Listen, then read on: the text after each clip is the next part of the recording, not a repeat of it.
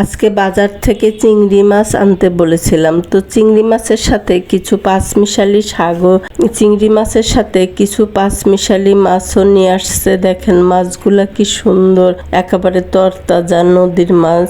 আমাদের এইখানে আমাদের বাসার পাশেই পদ্মা নদী, সেই পদ্মা নদীর মাছ। আর এই চিংড়ি মাছগুলাও পদ্মা নদীর। দেখেন কি সুন্দর চিংড়ি মাছগুলা। চিংড়ি মাছের সাথে ছোট ছোট আরো অন্য মাছ আছে।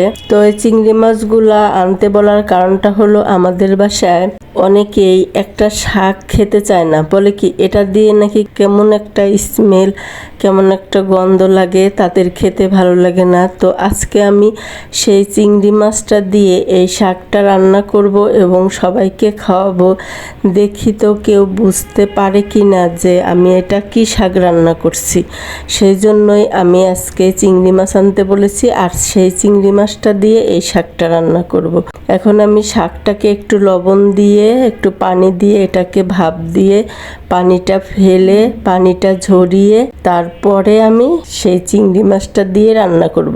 এখন আমি প্রথমে এই যে শাকটাকে একটু ভাপ দিয়ে নিচ্ছি। তো আমার শাকটা প্রায় ভাপ দেওয়া হয়ে গেছে। আমি এটাকে একটা ঝুড়ির মধ্যে ছেঁকে নিয়েছি। এখন একটা কড়াইয়ের মধ্যে তেল গরম হয়ে আসলে ওর মধ্যে দিয়ে দিলাম কিছু রসুন আর পেঁয়াজ দিয়ে একটু ভালোভাবে ভেজে নিব। ভালোভাবে ভেজে নিয়ে ওর মধ্যে দিয়ে দিব কাঁচামরিচ, কারণ শাকে একটু ঝালটা বেশি হলে ভালো হয়। তো সেজন্য আমি বেশি করে কাঁচামরিচটা দিয়ে নিলাম। এখন আমি কাঁচামরিচটা দিয়ে সেই পেঁয়াজটাকে ভালো করে ভেজে নিব। ভাজা হয়ে আসলে ওর মধ্যে দিয়ে দিব একটুখানি পানি।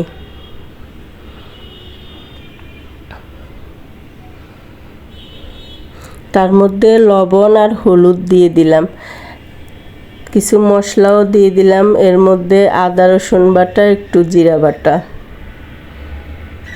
দিয়ে আবার ভালোভাবে ভেজে নিয়ে আমি সেই চিংড়ি মাছগুলোকে কুটে ধুয়ে বেছে রেখেছিলাম, সেই চিংড়ি মাছগুলা দিয়ে এখন ভালোভাবে এই মশলাটার সাথে মিশিয়ে ভেজে নেব।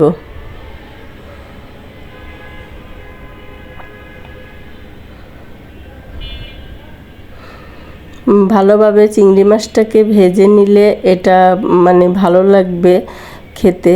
তো তার মধ্যেই আমি সেই পানি ঝরিয়ে রাখা শাকটা দিয়ে দিলাম।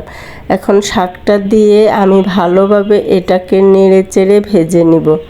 উল্টে পাল্টে ভালোভাবে ভাজতে হবে, তাহলে চিংড়ি মাছটাও শাকের সাথে মিশে যাবে আর খুব সুন্দর একটা ঘ্রাণ বের হবে। তো এখন দেখেন কি সুন্দর আমার শাকটা ভাজি করা প্রায় হয়ে আসছে। এখন আপনারাই বলেন যে আমি কি শাক রান্না করেছি এবং শাকটা রান্না করা কেমন হয়েছে এবং খেতে কেমন লাগবে।